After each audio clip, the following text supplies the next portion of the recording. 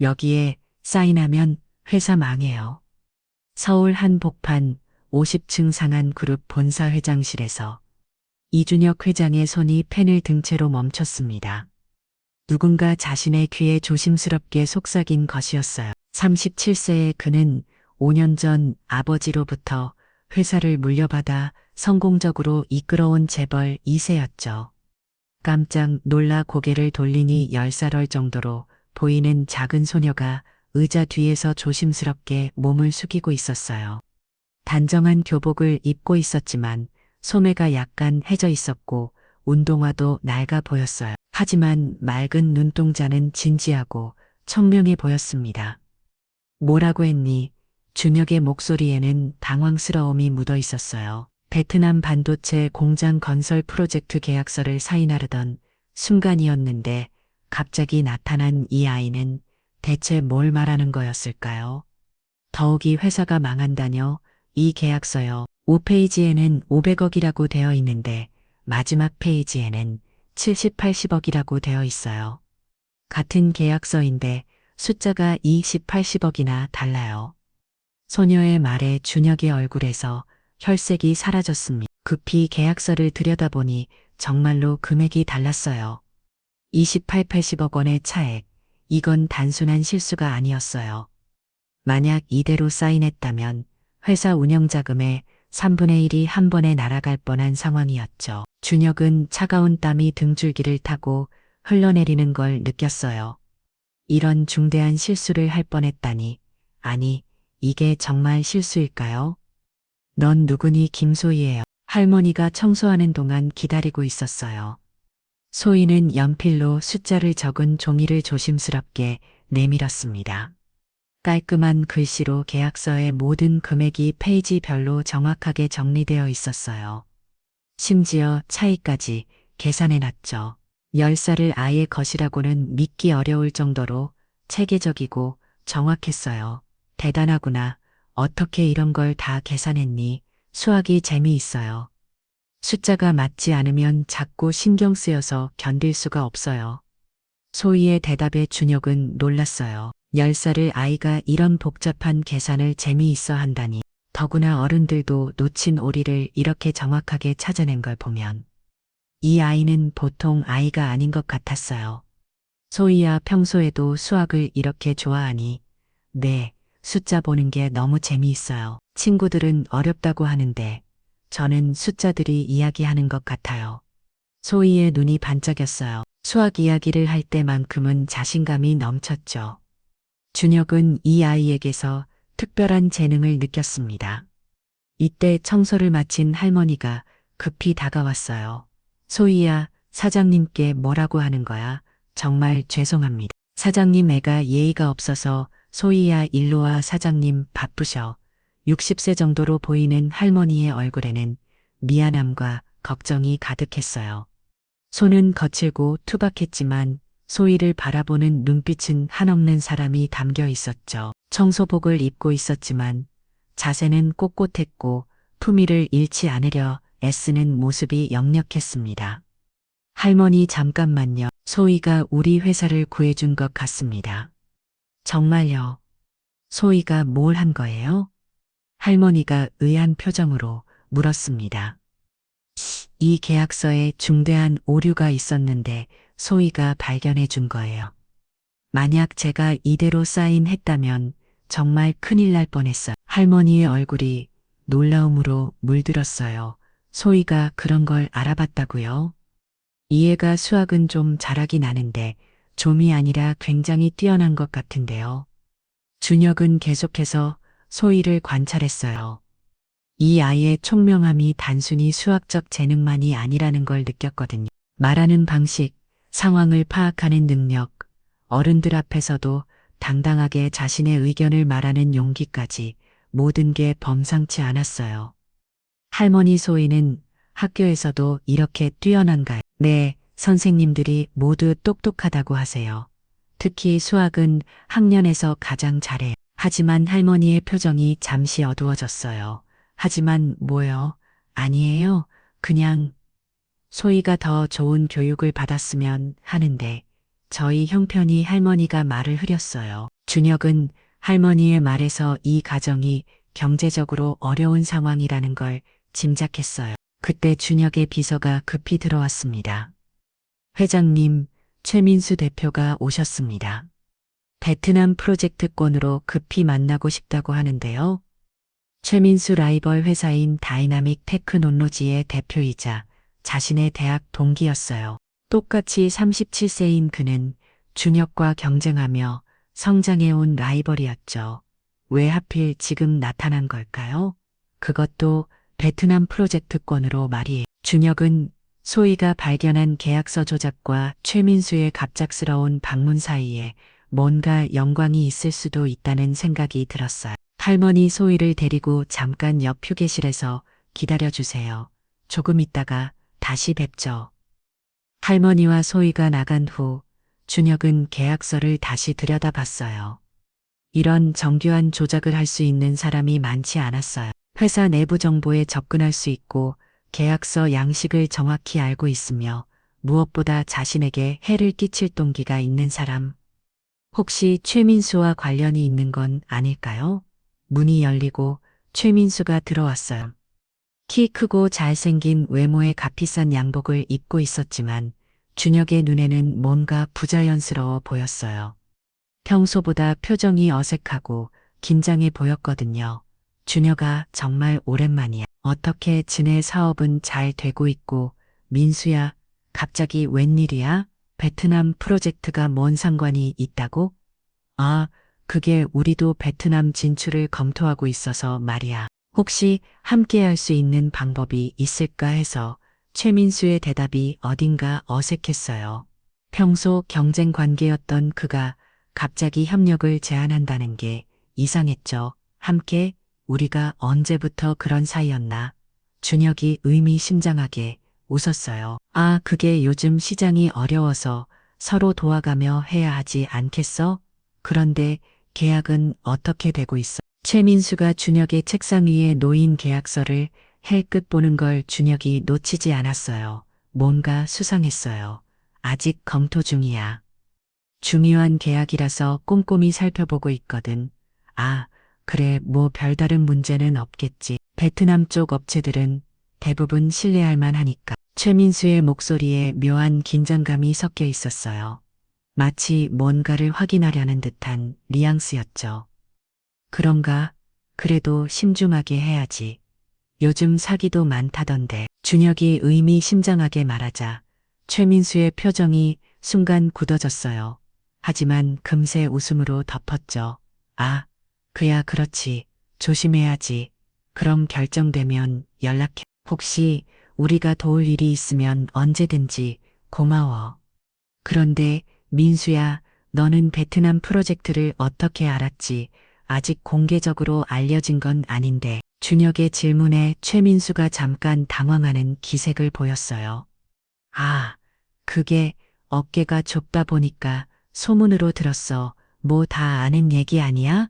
그런가? 나는 그의 비밀스럽게 진행한다고 생각했는데 분위기가 미묘하게 긴장감이 돌기 시작했어요. 최민수는 어색한 웃음을 지으며 시계를 봤어요. 아, 시간이 벌써 이렇게 됐네. 나는 이만 가볼게. 좋은 결정 내리길 바래. 고마워. 조심히 가. 최민수가 나간 후 준혁은 깊은 생각에 잠겼어요. 오늘 하루에 너무 많은 일이 일어났어요. 계약서 조작 발견, 똑똑한 소녀 소희와의 만남, 그리고 수상한 최민수의 등장까지 준혁은 직감적으로 느꼈어요. 이 모든 일들이 우연이 아니라고 말해. 특히 최민수의 행동이 너무 수상했어요. 베트남 프로젝트를 어떻게 알았는지, 왜 하필 계약 당일에 나타났는지, 그리고 계약서를 퇴근 보던 그 시선까지. 하지만 가장 신경 쓰이는 건 소희였어요. 이 작은 소녀가 자신의 회사를 구해준 것도 놀라웠지만 뭔가 더 특별한 느낌이 들었거든요. 그 아이의 청명함, 용기, 그리고 어딘가 익숙한 듯한 느낌까지. 준혁은 소희와 할머니가 기다리고 있을 휴게실로 향했어요. 이 아이에 대해 더 알아보고 싶었거든요. 그리고 정말 도움이 필요한 상황이라면 뭔가 할 수 있는 일이 있을지도 모르니까요. 운명은 가끔 가장 예상치 못한 순간에 가장 예상치 못한 모습으로 찾아오는 법이에요. 준혁은 아직 몰랐어요. 오늘 만난 이 작은 소녀가 자신의 인생을 완전히 바꿔놓게 될 거라는 사실을 말이죠. 휴게실 문을 열기 전 준혁은 잠시 멈춰섰어요. 왜인지 모르게 가슴이 두근거렸거든요. 마치 인생에서 가장 중요한 순간을 맞이하는 것 같은 느낌이었어요. 휴게실 문을 연 준혁의 눈에 들어온 광경은 마음을 따뜻하게 만들었어요. 소희가 할머니 무릎에 기대어 수학 문제집을 풀고 있었고, 할머니는 그런 소녀를 자랑스럽게 바라보고 계셨죠. 소희야, 어려운 문제는 아니지? 아니에요. 이런 건 너무 쉬워요. 할머니, 이것 봐요. 이 문제는 답이 두 개예요. 소희의 밝은 목소리에 준혁은 미소를 지었어요. 하지만 문제집을 자세히 보니 초등학교 6학년 과정이었어요. 10살 아이가 2학년이의 과정을 푸는 거였죠. 소희는 정말 대단하네요. 준혁이 말하자 할머니가 고개를 들었어요. 아, 사장님, 정말 죄송해요. 너무 오래 기다리게 해서. 아니에요. 괜찮아요. 소희야, 수학이 정말 재미있구나. 숫자들이 서로 이야기하는 것 같아서 신기해요. 그런데 소희가 잠시 망설이더니 물었어요. 아까 그 아저씨는 나쁜 사람이에요? 준혁이 놀랐어요. 왜 그렇게 생각해? 표정이 이상했어요. 거짓말하는 사람 같은 얼굴이었어요.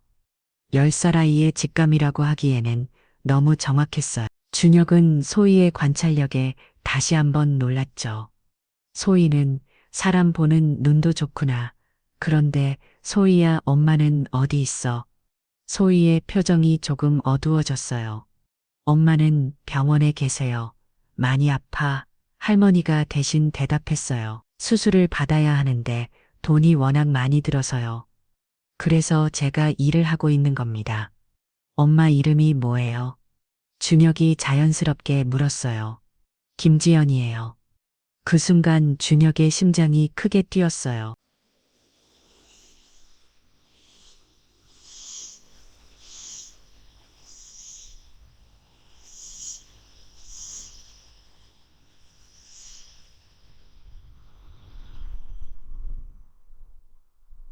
하지만 흔한 이름이니까 그냥 우연일 수도. 소희야. 엄마는 몇 살이야? 25살이에요. 준혁의 머릿속이 복잡해졌어요. 나이까지 맞았어요. 하지만 아직 확신할 수는 없었죠. 그런데 소희야, 준혁이 조심스럽게 물었어요. 아빠는? 소희의 얼굴이 순간 어두워졌어요. 저는 아빠가 없어요. 소희야, 할머니가 급히 말렸어요. 사장님께 그런 말씀 드리는 게 아니야. 괜찮아요? 할머니, 그런데 소희야, 생각할 때 귀를 만지는 습관이 있구나. 준혁이 그렇게 말하자 소희가 무의식적으로 귀를 만지고 있던 손을 내렸어요. 정확히 지연이가 했던 습관과 똑같았어요. 어, 제가 그래나요? 응, 귀여운 습관이네. 그런데 팔에 상처라도 난리 소매를 잡고 내리네. 소희가 왼팔 소매를 은근히 가리고 있는 걸 준혁이 눈치챘어요. 아니에요. 그냥 혹시 다친 데가 있으면 병원에 가야 해. 보여줄 수 있는? 소희가 망설이다가 소매를 살짝 걷어 올렸어요. 그 순간 준혁은 숨이 멎을 것 같았어요. 왼팔 안쪽에 작은 하트 모양의 연한 반점이 있었거든요. 10년 전 지연이가 가진 것과 정확히 같은 위치, 같은 모양이었어요. 준혁의 가슴이 두근거리기 시작했어요. 이름, 나의 습관, 그리고 반점까지. 이건 우연이 아닐 거예요. 할머니, 혹시 소희 엄마가 대학교는 어디를 나오셨나요? 서울대 수학과요. 아주 똑똑한 아이였어요. 그런데 왜 그런 걸? 준혁의 머릿속에 10년 전 기억이 떠올랐어요. 대학교 도서관에서 처음 만난 지연. 수학과 3학년이었던 그녀 생각할 때 귀를 만지던 귀여운 습관, 그리고 왼팔의 하트 모양, 반점까지. 혹시 준혁의 목소리가 떨렸어요. 소희가 태어난 게 언제예요? 2014년 1월이에요. 할머니가 대답했어요. 준혁은 빠르게 계산했어요. 2013년 4월 자신과 지연이 헤어진 지 3개월 후였어요. 만약 그때 지연이 임신했다면 사장님 왜 그렇게 놀란 표정이세요? 할머니가 걱정스럽게 물었어요. 아니에요. 그냥 소희가 너무 똑똑해서 놀란 거예요. 하지만 준혁의 머릿속은 온통 복잡했어요. 소희가 정말 자신의 딸일까요? 그렇다면 지연은 왜 혼자 아이를 키운 걸까요?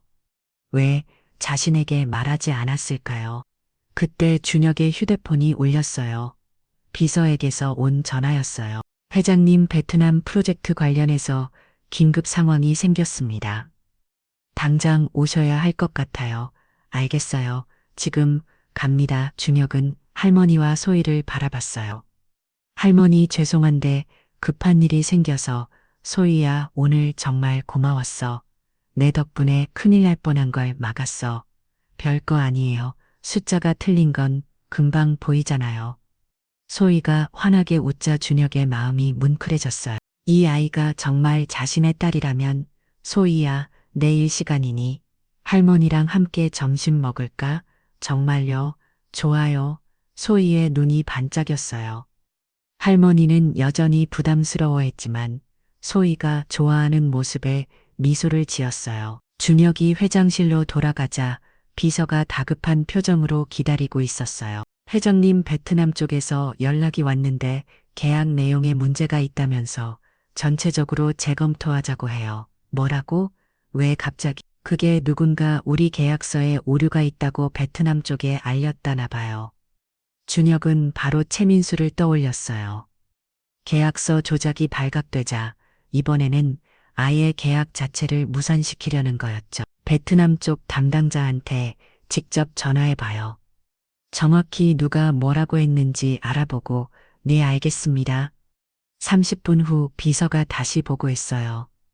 회장님, 다이나믹 테크놀로지에서 연락했다고 해요. 우리 계약서에 중대한 하자가 있다면서 자기들이 대신 프로젝트를 진행하겠다고 했대요. 준혁이 주목을 꽉 주었어요. 최민수, 그 자식이. 바로 그때 최민수에게서 전화가 왔어요. 준혁아, 베트남 계약 잘못된 것 같던데 내가 미리 경고했잖아. 조심하라고. 민수야, 내가 한 짓이지? 뭔 소리야. 나는 친구로서 걱정해서 그런 거야. 그런데 이왕 이렇게 된 김에 우리가 대신 프로젝트를 맡을까? 너는 손해보지 않게 해줄게. 최민수의 목소리에서 조롱하는 뉘앙스가 느껴졌어요. 준혁은 분노가 치밀어 올랐지만 차분하게 대답했어요. 고마운 제안이지만 우리가 알아서 할게. 그래, 그럼 어쩔 수 없고. 참, 준혁아. 뭔데? 요즘 청소하는 할머니랑 예쁜 아이가 너희 회사에 다닌다던데. 아이가 참 똑똑하다면서. 준혁의 혈압이 올라갔어요. 최민수가 소희와 할머니까지 알고 있다는 게 불안했어요. 그게 너랑 무슨 상관이야? 별 상관 없어. 그냥 궁금해서. 그런데 그 할머니 딸이 아프다며 병원비가 많이 든다던데. 참 안 됐어. 최민수가 지연의 상황까지 알고 있다는 사실에 준혁은 소름이 돋았어요. 민수야, 내가 지금 뭘 하려는 건지 모르겠지만 아무것도 안 해. 그냥 걱정돼서 그래. 친구니까. 그런데 준혁아, 그 할머니 너랑 좀 닮지 않았어? 전화를 끊은 준혁은 온몸이 떨렸어요. 최민수가 소희가 자신의 딸이 가능성을 알고 있는 것 같았어요. 그렇다면 이건 단순한 사업 경쟁이 아니라 개인적인 복수였어요. 준혁은 즉시 결정을 내렸어요. 소희와 할머니, 그리고 지연을 보호해야 했어요. 그리고 소희가 정말 자신의 딸인지 확실히 알아봐야 했어요. 김 과장, 내 회장님, 개인적으로 조사할 일이 있어. 김지연이라는 사람에 대해서 35세, 현재 병원에 입원 중이야. 어느 병원인지 어떤 상황인지 조심스럽게 알아봐. 네, 알겠습니다. 그리고 최민수에 대해서도 최근 동향을 조사해. 뭔가 계획하고 있는 것 같아. 준혁은 창밖을 바라보며 생각했어요. 10년 전 어머니의 반대로 지연을 떠나보는 것이 인생 최대의 후회였어요.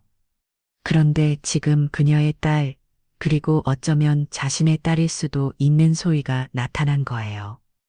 운명이라는 게 정말 신기한 것 같았어요. 소희가 계약서의 오리를 발견해 준 것도, 최민수의 음모를 막을 수 있었던 것도 모두 우연이 아닌 것 같았거든요. 하지만 가장 중요한 건 지연이었어요. 10년 만에 다시 만날 수 있을까요? 그녀는 자신을 어떻게 생각하고 있을까요? 그리고 소희가 정말 자신의 딸이라면 어떻게 해야 할까요? 준혁의 머릿속에는 온통 질문들 뿐이었어요. 하지만 한 가지는 확실했어요. 최민수로부터 이 소중한 사람들을 지켜내겠다는 다짐말이에요. 매일 소희와 할머니를 만나면서 조금씩 진실을 밝혀나가야 했어요. 그리고 10년 전 놓쳤던 사랑을 다시 찾을 수 있을지도 밤이 깊어가고 있었지만 준혁의 하루는 이제 막 시작된 것 같았어요. 다음 날 오전 준혁은 김 과장의 보고를 받고 있었어요. 밤새 조사한 내용이었죠. 회장님 김지연 씨는 현재 서울대병원에 입원해 계십니다. 담당암 수술이 필요한 상황이고요. 수술비가 3천만 원 정도 든다고 하네요. 준혁의 가슴이 무거워졌어요. 만약 그 지연이 맞다면 아픈 상황에서 혼자 견디고 있었던 거예요. 그리고 박순자 씨는 5년 전까지 식당을 운영하셨는데 딸이 아프고 나서 가게를 정리하셨대요. 정말 어려운 형편인 것 같습니다. 알겠어요. 그리고 최민수 관련 조사는 어때요? 최근 들어 저희 회화 직원들 중 몇 명에게 접촉한 흔적이 있어요. 내부 정보를 빼내려는 것 같습니다. 준혁이 예상한 대로였어요. 보안을 더 강화하고 베트남 프로젝트는 핵심 한 명만 접근할 수 있게. 점심시간이 되자 준혁은 소희와 할머니를 만나러 갔어요. 회사 근처 조용한 한 식당이 사요. 와, 여기 정말 예뻐요. 소희가 눈을 반짝이며 말했어요. 소희가 좋아하니까 다행이네. 뭐 먹고 싶어? 저는 뭐든 좋아요. 할머니랑 함께 먹는 거면요. 할머니는 여전히 어색해 하셨지만 소희가 좋아하는 모습에 미소를 지으셨어요. 식사를 하면서 준혁은 어제 조사받은 내용을 토대로 조심스럽게 확인해 봤어요. 소희야, 학교는 재미있어? 네, 특히 수학 시간이 제일 좋아요. 선생님이 저만 다른 문제를 내주세요. 다른 문제 할머니가 설명했어요. 이 아이가 워낙 빨리 푸니까 선생님이 어려운 문제를 따로 내주시거든요. 준혁은 소희의 수학 재능이 단순히 뛰어난 수준이 아니라는 걸 다시 한번 느꼈어요. 소희야, 그런데 어제 그 아저씨 기억나지? 뭔가 이상하다고 했잖아. 아, 최 아저씨요. 네, 거짓말하는 느낌이었어요. 어떻게 알 수 있어? 표정이, 눈이 계속 다른 곳을 보고 말할 때 손을 잡고 만져요. 거짓말하는 사람들이 다 그래요. 준혁이 깜짝 놀랐어요. 10살 아이가 사람의 심리를 이렇게 정확히 있다니 소희는 정말 관찰을 잘하는구나. 다른 사람들도 그렇게 잘 네, 할머니는 걱정이 많으실 때 한숨을 자주 쉬세요. 엄마는 아플 때도 괜찮은 척 하려고 억지로 웃어요. 할머니의 눈시울이 붉어졌어요. 이 아이가 너무 어른스러워서 가끔 마음이 아파요. 준혁은 소희가 어린 나이에도 가족의 어려움을 다 알고 있다는 게 안타까웠어요. 그리고 동시에 놀라웠어요. 이 아이의 관찰력과 분석력이 보통이 아니었거든요. 그런데 소희야, 아저씨는 어떻게 보여? 소희가 준혁을 한참 바라보더니 말했어요. 아저씨는 뭔가 슬픈 일이 있었던 것 같아요. 웃을 때 눈이 완전히 웃지 않거든요. 그리고 저를 볼 때 표정이 특별해요. 준혁의 가슴이 두근거렸어요. 이 아이가 자신의 감정까지 잃고 있다니, 특별하다니, 그냥 다른 어른들이 저를 보는 것과 달라요. 더 따뜻하고 뭔가 그리워하는 것 같은 할머니가 놀라며 소희를 바라봤어요. 소희야, 내가 언제 이렇게 어른스러워졌니? 준혁은 마음이 복잡해졌어요. 어제 김 과장이 보고한 내용들, 김지연 서울대 수학과 30, 그리고 지연이가 가졌던 한 모양 반점과 귀 만지는 습관까지 모든 것이 일치했어요. 하지만 가장 결정적인 건 소희 자체였어요. 이 아이의 총명함, 수학적 재능, 그리고 사람을 보는 눈, 모든 게 지연을 닮아 있었어요. 소희야, 혹시 수학 말고 다른 것도 잘해? 글쓰기도 좋아해요. 일기 쓰는 거랑 이야기 만드는 것도요. 어떤 이야기? 가족 이야기요. 엄마랑 할머니랑 저, 그리고 소희가 잠시 망설였어요. 그리고 아빠도 나오는 이야기요. 준혁의 마음이 뭉클해졌어요.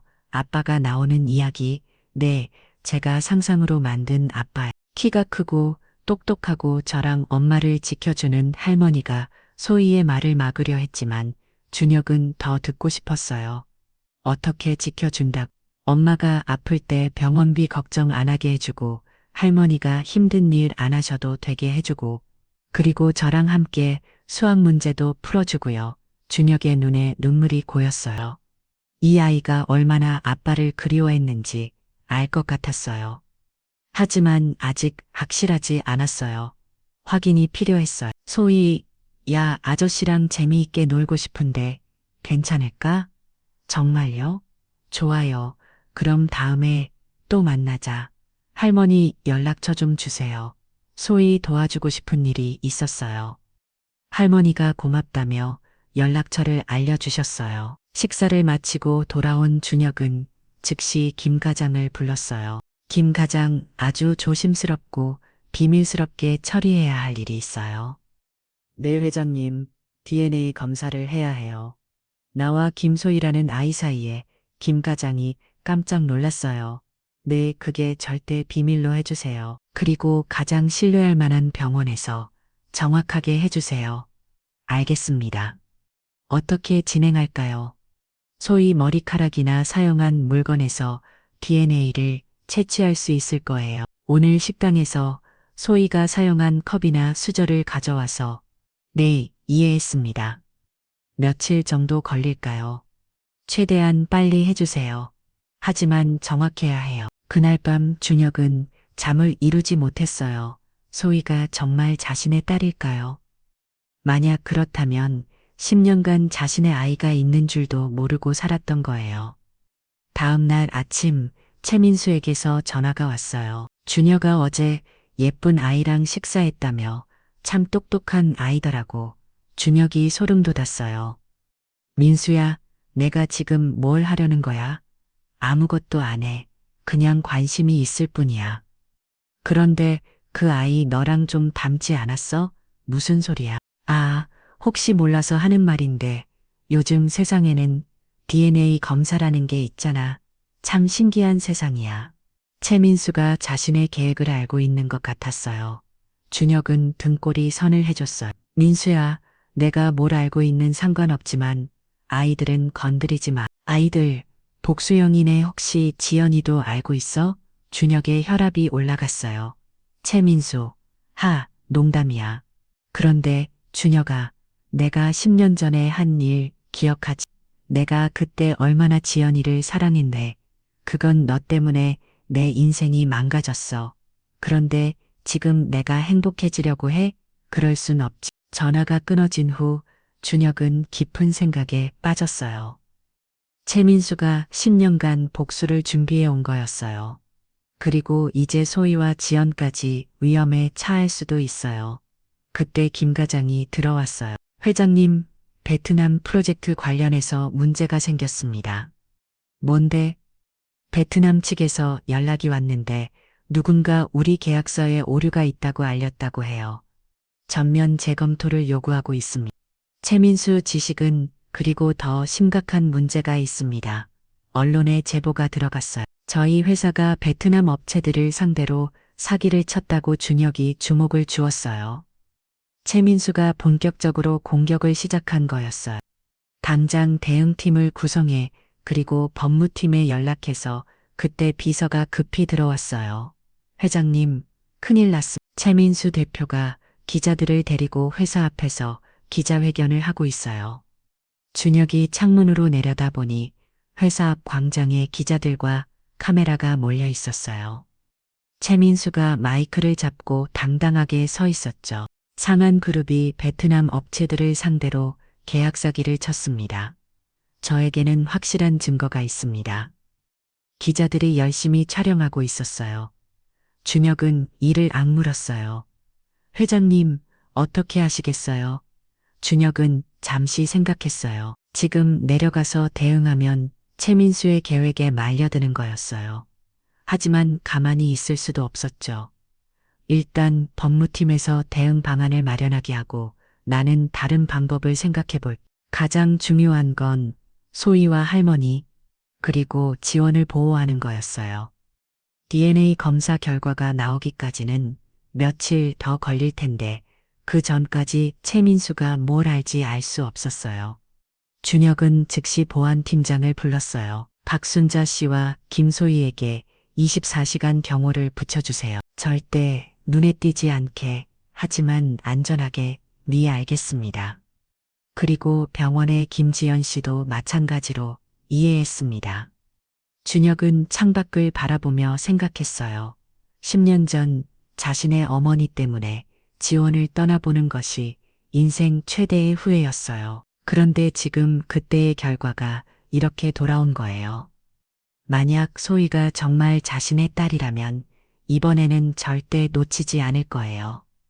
최민수 등 누구든 상관없이 자신의 가족을 지켜낼 거예요. 하지만 가장 먼저 해야 할 일은 진실을 확인하는 거였어요. DNA 검사 결과를 기다리는 시간이 너무 길게 느껴졌어요. 그날 저녁 준혁은 혼자 사무실에 남아 소희가 그린 그림을 바라보고 있었어요. 점심 식사 때 소희가 냅킨에 그려준 작은 가족 그림이었어요. 할머니, 엄마, 그리고 자신까지 그려져 있었죠. 아빠도 있으면 좋겠어요. 라고 했던 소희의 말이 계속 귓가에 맴돌았어요. 과연 자신이 그 아빠가 될 수 있을까요? 그리고 10년 만에 지연과 다시 만날 수 있을까요? DNA 검사 결과가 모든 것을 결정할 거예요. 하지만 준혁의 마음속 깊은 곳에서는 이미 답을 알고 있는 것 같아요. 소희는 자신의 딸이었어요. 그리고 자신은 10년간 놓친 아버지의 역할을 해야 했어요. 밤이 깊어가고 있었지만 준혁의 진짜 싸움은 이제 시작이었어요. 3일 후 준혁은 초조하게 DNA 검사 결과를 기다리고 있었어요. 김 과장이 가장 신뢰할 만한 병원에서 진행한 검사였는데 오늘 오후에 결과가 나온다고 했거든요. 하지만 그 사이 최민수의 공격은 더욱 거세졌어요. 언론에서는 연일 상한그룹의 베트남 사기 의혹을 다룬 고 주가는 계속 떨어지고 있었어요. 회장님, 이사회에서 긴급 회의를 요구하고 있습니다. 김 과장이 보고했어요. 이사들이 뭐라고 해? 상황을 빨리 수습하지 못하면 회장님 사임을 검토해야 한다고 하네요. 준혁은 한숨을 쉬었어요. 아버지가 평생 일군 회사가 이렇게 흔들리는 게 마음 아팠어요. 그런데 회장님 DNA 검사 결과가 나왔습니다. 준혁의 심장이 빨리 뛰기 시작했어요. 어디 있어? 여기 있습니다. 김 과장이 봉인된 봉투를 내밀었어요. 준혁은 떨리는 손으로 봉투를 받았어요. 이 안에 자신의 인생을 바꿀 답이 들어 있었거든요. 천천히 봉투를 듣고 결과지를 꺼냈어요. 침부 확률 99.98%. 준혁의 눈에서 눈물이 흘러내렸어요. 소희가 정말 자신의 딸이었어요. 10년간 모르고 살았던 자신의 피가 섞인 아이가. 회장님, 괜찮으세요? 김 과장, 나 아빠야. 정말 아빠가 된 거야. 김 과장도 눈시울이 붉어졌어요. 준혁이 얼마나 외로웠는지 알고 있었거든요. 축하드립니다. 회장님, 그런데 이제 어떻게 하시겠어요? 지연이를 만나요. 10년간 왜 말하지 않았는지, 그리고 사과해야 해. 준혁은 즉시 서울대병원으로 향했어요. 가는 길에 마음이 복잡했어요. 기쁨과 죄책감, 그리고 걱정이 뒤섞여 있었거든요. 병원에 도착해서 300 힙히 화합했었을 때 준혁은 깊게 숨을 들이마셨어요. 10년 만에 지연과 진실을 마주하는 순간이었어요. 노크를 하고 들어간 이 침대에 누워있던 지연이 고개를 돌렸어요. 10년의 세월이 흘렀지만 여전히 아름다운 사람이었어요. 다만 많이 야유어 보였죠.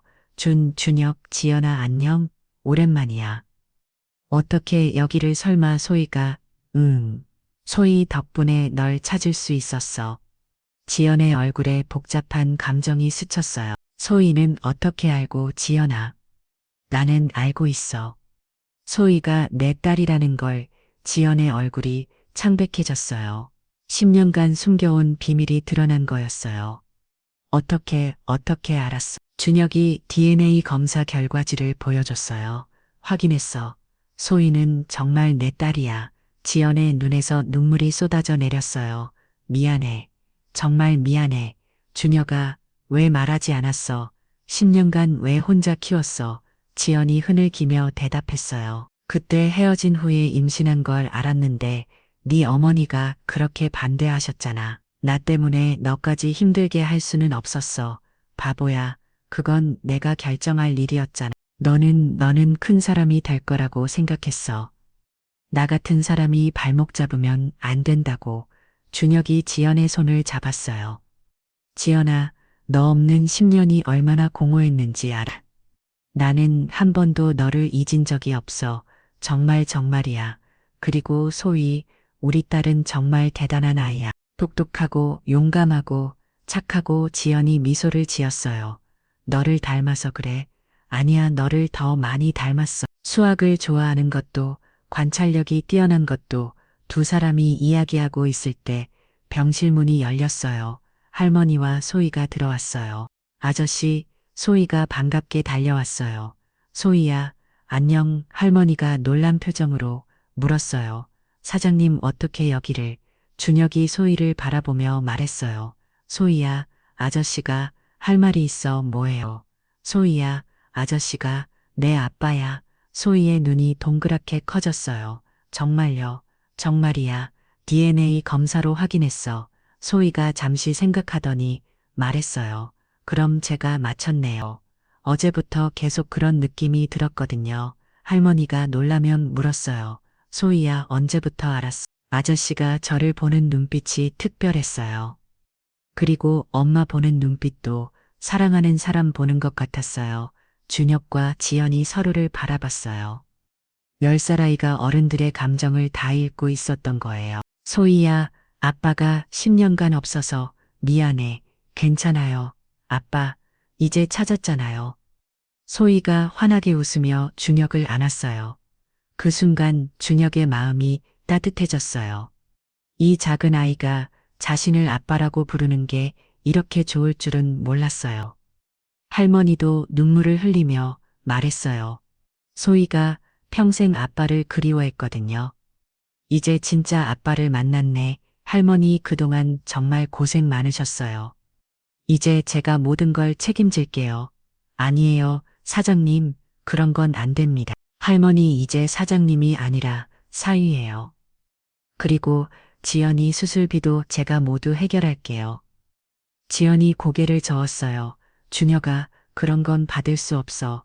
우리 딸을 위해서라도 건강해져야지. 소희의 기는 엄마가 필요해요. 소희가 두 사람을 번갈아 보며 말했어요. 그럼 우리 이제 진짜 가족이에요? 그럼 소희야, 이제 진짜 가족이야. 하지만 감동적인 순간은 오래 가지 못했어요. 준혁의 휴대폰이 울렸거든요. 여보세요, 회장님. 큰일 났습니다. 비서의 다급한 목소리였어요. 최민수 대표가 또 기자회견을 열고 있어요. 이번에는 뭔데? 회장님의 사생활에 대해서 폭로하고 있어요. 숨겨진 딸이 있다면서. 준혁이 얼굴이 굳어졌어요. 최민수가 소희의 존재까지 공개한 거였어요. 지금 바로 갑니다. 전화를 끄는 준혁이 걱정스러운 표정으로 말했어요. 지연아, 미안해. 최민수 때문에 소희까지 위험해질 것 같아. 최민수 대학 때 그 최민수, 10년간 복수를 준비해 왔나 봐. 이제 소희까지 표적으로 삼고 있어. 지연의 얼굴이 창백해졌어요. 소희를 어떻게 한다는 거야? 모르겠어. 하지만 절대 다치게 하지 않을 거야. 소희가 걱정스럽게 물었어요. 아빠 그 나쁜 아저씨가 또 뭔가 하려고 해요. 소희야, 걱정하지 마. 아빠가 모든 걸 해결할게. 준혁은 보안팀장에게 전화를 걸었어요. 병원 경비를 더 강화해 주세요. 그리고 소희와 할머니는 절대 혼자 다니지 않게 해주세요. 네, 알겠습니다. 할머니가 불안해하며 말했어요. 사장님, 아니, 준혁 씨, 우리 때문에 더 큰 일이 생기는 건 아닐까요? 할머니, 이제 제 가족인데 당연히 지켜야죠. 걱정하지 마세요. 지원이 준혁의 손을 잡았어요. 준혁아, 조심해. 최민수는 예측할 수 없는 사람이야.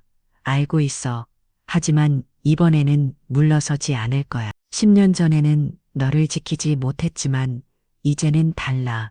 소희가 갑자기 말했어요. 아빠, 제가 도울 수 있을까요? 소희야, 넌 안전한 곳에 있어야 해. 하지만 저도 아빠 딸이잖아요. 그리고 제가 똑똑하다고 했잖아요. 준혁이 소희를 바라봤어요. 이 작은 아이가 벌써부터 가족을 지키려는 마음을 가지고 있다는 게 대견했어요. 소희야, 아빠가 모든 걸 해결할 테니까 엄마 곁에 있어줘. 그게 아빠한테는 가장 큰 도움이야. 알았어요. 아빠, 준혁이 일어서면 말했어요. 지원아, 수술은 내일 하자. 최고의 의료진으로 준비할게. 준혁아, 그리고 이 모든 일이 끝나면 준혁이 잠시 망설이다가 말했어요. 다시 시작해볼까? 우리 셋이 함께 지연의 눈에서 다시 눈물이 흘렀어요. 정말 괜찮을까? 괜찮을 거야. 이번에는 아무도 우리를 떼어놓을 수 없어. 소희가 박수를 치며 말했어요. 와, 진짜 가족이 되는 거네요. 할머니도 기뻐하며 눈물을 흘렸어요. 소희가 그렇게 바라던 일이 이루어지는구나. 하지만 준혁은 알고 있었어요. 행복해지기 전에 먼저 최민수와의 싸움에서 이겨야 한다는 것을 말이에요. 병원을 나서며 준혁은 다짐했어요. 이제 자신에게는 지켜야 할 소중한 가족이 생겼어요. 소희와 지연, 그리고 할머니까지. 최민수가 뭘 계획하고 있던 상관없었어요. 이번에는 절대 물러서지 않을 거예요. 10년 만에 찾은 가족을 위해서라면 무엇이든 할 수 있었거든. 차를 타고 회사로 향하면서 준혁은 생각했어요. 진짜 싸움이 이제 시작이라고 말이에요. 회사에 도착한 준혁이 본 광경은 가히 충격적이었어요. 회사 앞 광장에는 수백 명의 기자들과 시위대가 몰려 있었고 최민수가 대형 스크린까지 설치해 놓고 기자회견을 하고 있었어요. 상한그룹 이준혁 회장에게는 10년간 숨겨온 딸이 있습니다. 최민수가 마이크를 잡고 당당하게 외쳤어요. 그는 자신의 책임을 회피하고 모든 걸 숨긴 채 사업만 키워왔습니다. 기자들이 카메라를 들이대며 질문을 쏟아냈어요. 준혁은 차에서 내리자마자 플래시 세례를 받았어요. 이준혁 회장, 숨겨진 딸이 정말 있습니까? 10년간 양육비도 주지 않았다는 게 사실입니까? 왜 이제서야 공개하는 겁니까? 준혁이 침착하게 마이크 앞에 섰어요. 도망칠 생각은 없었어요. 네, 저에게는 딸이 있습니다. 열산 김소희라는 아이죠. 기자들이 술렁거렸어요. 준혁이 직접 인정한 거였어요. 하지만 저는 최근에야 그 사실을 알게 되었습니다. 그 아이의 어머니가 저에게 알리지 않았거든요. 최민수가 비웃으며 끼어들었어요. 그럴 네가 지연이가 얼마나 힘들게 살았는데. 최민수 대표님, 준혁이 차갑게 말했어요. 당신이 왜 개인적인 일까지 알고 계시지? 나는 지연이의 친구였으니까. 친구 아니면 10년간 복수를 계획한 사람. 분위기가 급변했어요. 기자들이 최민수와 준혁 사이에 개인적 갈등에 주목하기 시작했어요. 최민수 대표, 혹시 개인적인 원한 때문에 이런 폭로를 하시는 건 아닙니까? 한 기자가 물었어요. 최민수의 얼굴이 붉어졌어요. 그런 게 아니야. 나는 진실을 말하는 거야. 그럼 베트남 계약서 조작도 당신이 한 일 아닙니까? 준혁이 공격적으로 물었어요. 뭔 소리야? 그때 준혁의 비서가 나타나서 준혁에게 태블릿을 건넸어요. 준혁이 화면을 기자들에게 보여줬어요. 여러분, 이것은 최민수 대표가 저희 직원에게 돈을 주고 내부 정보를 빼내려 했다는 증거. 화면에는 최민수가 상한그룹 직원과 만나는 모습과 녹음 파일이 재생되고 있었어요. 이 계약서를 조작해서 베트남 쪽에 넘겨주면 1억을 주겠다. 최민수의 목소리가 선명하게 들렸어요. 기자들이 옹성거렸어요. 최민수가 당황하며 소리쳤어요. 이건 조작된 거야. 조작이라고 하시면 경찰 조사를 받으시겠어요? 준혁이 침착하게 말했어요. 바로 그때 경찰차 여러 대가 도착했어요. 준혁이 미리 준비해 둔 거였어요. 최민수 대표님 기업 기밀 유출 교사 혐의로 동의해 주시기 바랍니다. 최민수가 절망적인 표정을 지었어요. 아니야, 이럴 리가 없어. 최민수 준혁이 차갑게 말했어요. 10년간 복수를 준비했다면서 이 정도밖에 안 돼. 준혁아, 최민수가 소리쳤어요. 네가 지연이를 빼야 사간 게 잘못이야. 내가 먼저 사랑인데 사랑이 10년간 복수만 생각하면서 최민수의 눈에서 눈물이 흘렀어요. 너는 모든 걸 다 가졌잖아. 돈도 지위도, 그런데 지연이까지. 민수야, 준혁의 목소리가 조금 부드러워졌어요. 지연이는 누가 빼야 쓸 수 있는 사람이 아니었어. 그녀가 스스로 선택한 거야. 그럴 네가 없어. 경찰이 최민수에게 수갑을 채우려는 순간 갑자기 소동이 일어났어요.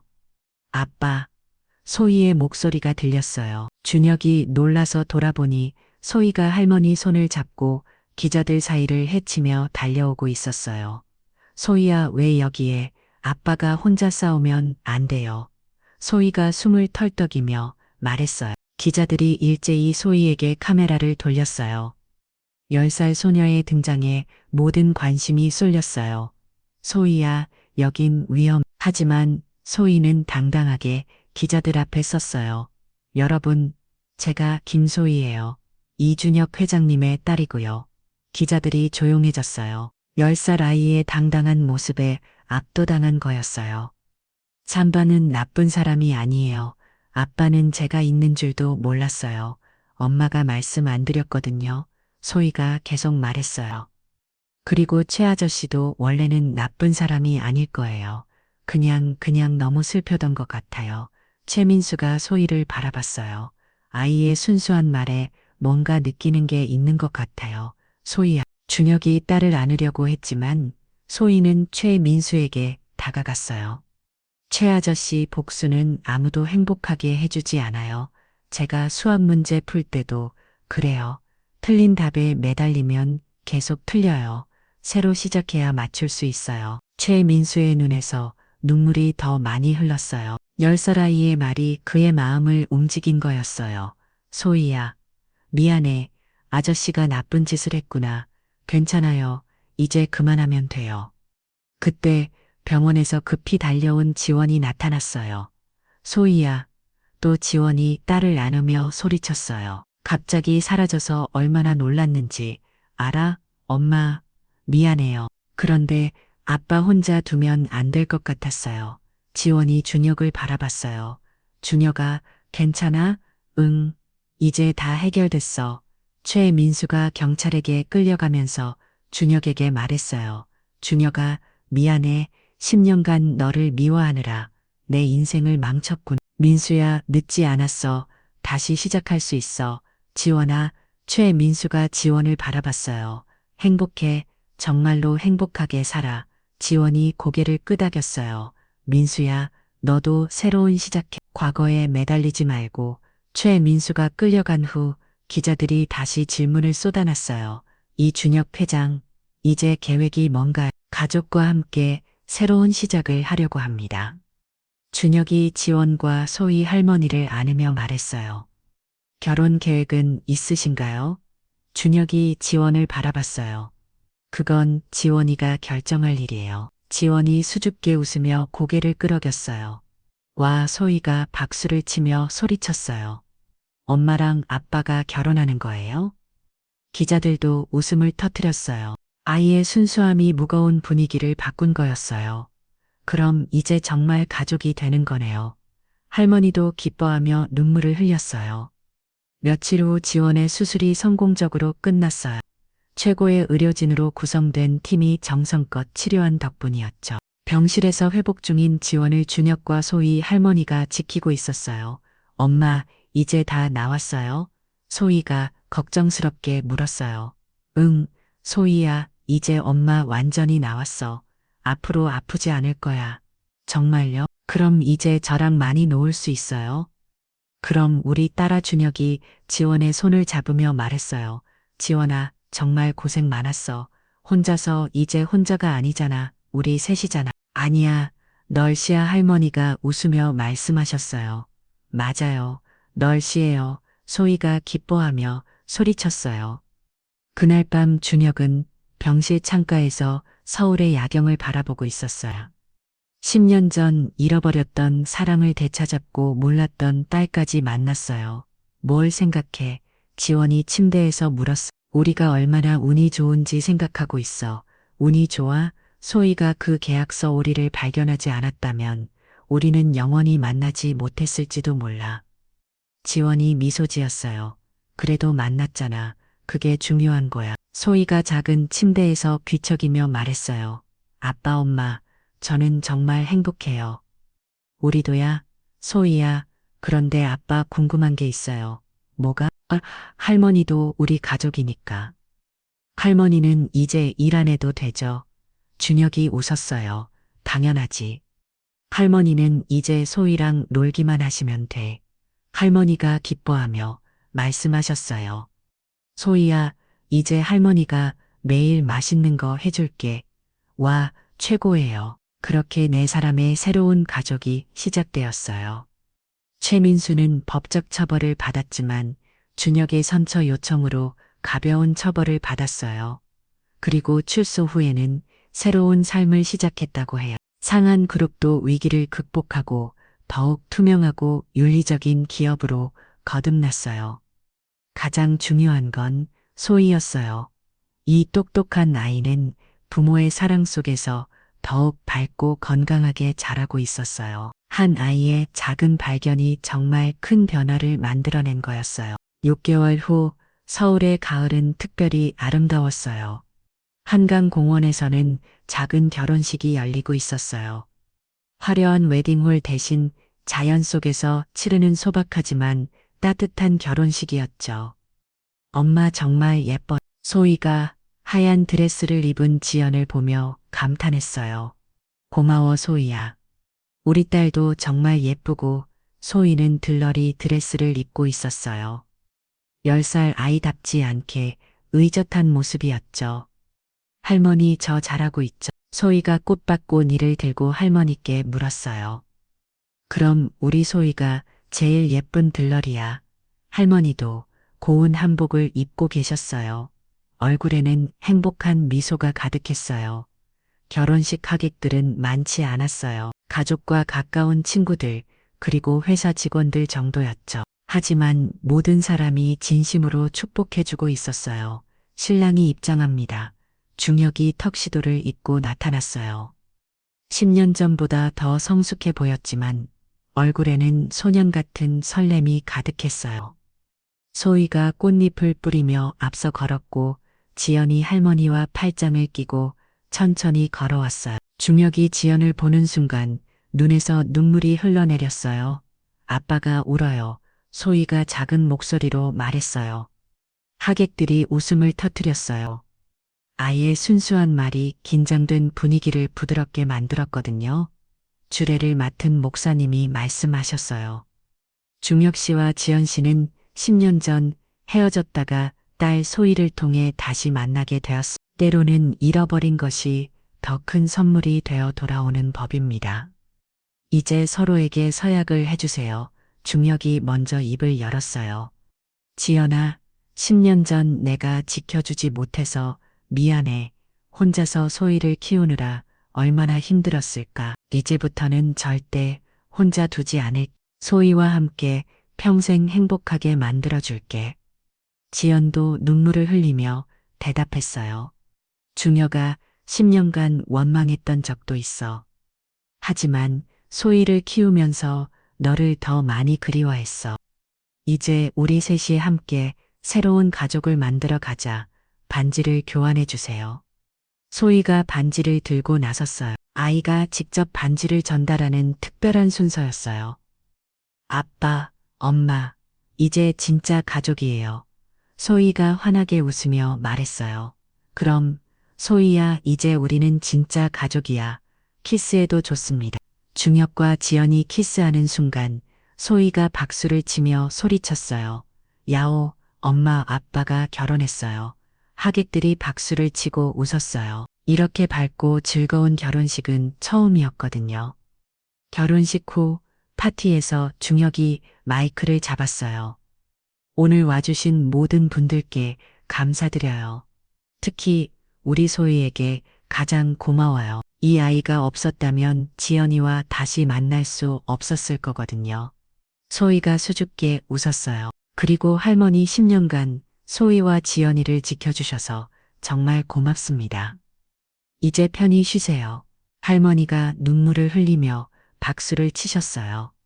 파티가 끝나고 새로운 가족은 새 집으로 향했어요. 한강이 내려다 보이는 넓은 아파트였어요. 와, 정말 커요. 소희가 새 집을 둘러보며 감탄했어요. 소희 방도 있어. 가봐, 중혁이 말했어요. 소희 방에는 커다란 책상과 책장, 그리고 수학교구들이 가득했어요. 아빠, 이거 다 제 거예요? 그럼 우리 딸이 더 많이 공부할 수 있게 고마워요. 아빠, 소희가 주력을 꽉 안았어요. 할머니 방도 마련되어 있었어요. 넓고 밝은 방에 할머니가 좋아하시는 화분들이 놓여 있었어요. 이런 걸 어떻게 할머니가 눈물을 흘리셨어요. 할머니, 이제 편히 쉬세요. 소희랑 저희가 할머니를 돌봐드릴게요. 그날 밤 4시 군은 거실에 모여 앉아 이야기를 나누고 있었어요. 소희야, 학교는 어때? 지연이 물었어요. 좋아요. 친구들이 저한테 수학 가르쳐 달라고 해요. 그리고 선생님이 저 때문에 수학이 재미있어졌다고 하시더라고요.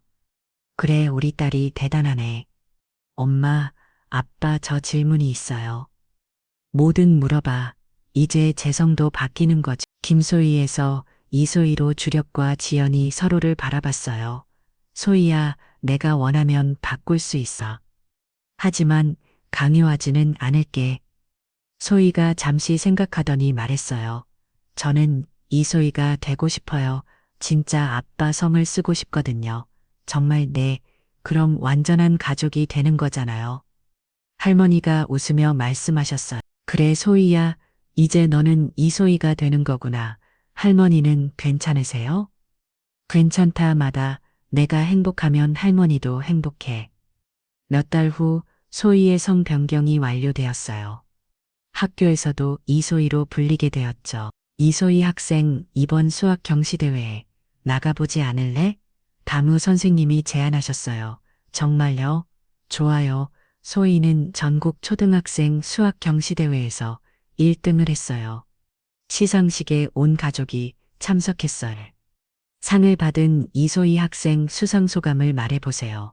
소희가 마이크 앞에 섰어요. 저는 정말 행복해요. 엄마, 아빠, 할머니가 응원해 주셔서 열심히 할 수 있었어요. 그리고 제가 처음에 계약서 오류를 발견한 것도 수학 때문이었거든요. 수학은 정말 신기해요. 작은 숫자 하나가 큰 변화를 만들어낼 수 있으니까요. 저처럼 수학을 좋아하는 친구들 포기하지 말고 열심히 해요. 숫자들이 여러분과 이야기하고 싶어 할 거예요. 시상식 후 한 기자가 인터뷰를 요청했어요. 이소희 학생 1년 전 아버지 회사를 구한 일화가 유명하죠. 네, 그때는 정말 신기했어요. 제가 그냥 숫자가 이상하다고 말했을 뿐인데 그 일 덕분에 가족을 찾게 되었다면서요? 네, 정말 운이 좋았어요. 만약에 그날 계약서를 보지 않았다면 아빠를 못 만났을지도 몰라요. 준혁이 소희 옆으로 와서 말했어요. 제 딸은 정말 특별해요. 하지만 가장 특별한 건 숫자를 보는 능력이 아니라 순수한 마음이에요.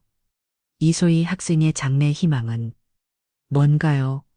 소희가 환하게 웃으며 대답했어요. 수학자가 되고 싶어요. 그리고 어려운 문제들을 풀어서 사람들을 도와주고 싶어요. 아빠처럼요. 그날 저녁 집으로 돌아온 가족들은 거실에서 소희의 상을 바라보며 행복해했어요. 소희야, 정말 자랑스러워. 지연이 딸을 안으며 말했어요. 엄마도 수학 잘하잖아요. 저는 엄마도 애문 거예요. 만약 내가 더 뛰어나 준혁이 창밖을 바라보며 말했어요. 1년 전을 생각하면 정말 꿈만 같아. 소희가 나타나서 모든 걸 바꿔놓았어. 맞아요, 아빠. 그때 제가 계약서 보지 않았으면 어떻게 됐을까요? 할머니가 웃으며 말씀하셨어요. 그래도 언젠가는 만났을 거야.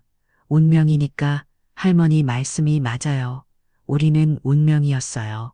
밤이 깊어가고 있었지만 네 사람의 마음은 따뜻했어요. 소희가 어린 나이에 보여준 용기와 지혜, 그리고 순수함이 모든 사람의 인생을 바꿔놓았거든요. 작은 소녀의 작은 발견이 정말로 큰 변화를 만들어낸 아름다운 이야기였어요. 그리고 이것은 끝이 아니라 새로운 시작이었어요. 이소희라는 똑똑하고 용감한 아이가 앞으로 어떤 멋진 일들을 해낼지, 그리고 이 따뜻한 가족이 어떤 행복한 추억들을 만들어 갈지, 그 이야기는 지금도 계속되고 있답니다. 오늘 이야기 어떠셨나요? 지금 이 순간 어디에서 어떤 일을 하시면서 듣고 계시는지 꼭 댓글로 적어주세요. 여러분의 이야기도 궁금하거든요. 이야기가 마음에 드셨다면 구독과 좋아요 부탁드려요. 여러분의 가정에 항상 행복이 가득하시길 바라며 오늘도 시청해 주셔서 감사합니다.